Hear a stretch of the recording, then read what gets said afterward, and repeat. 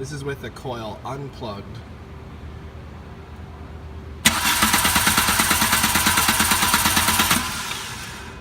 And then we plug the coil in.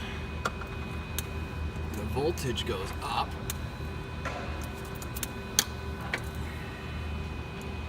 To 6.38, no more control.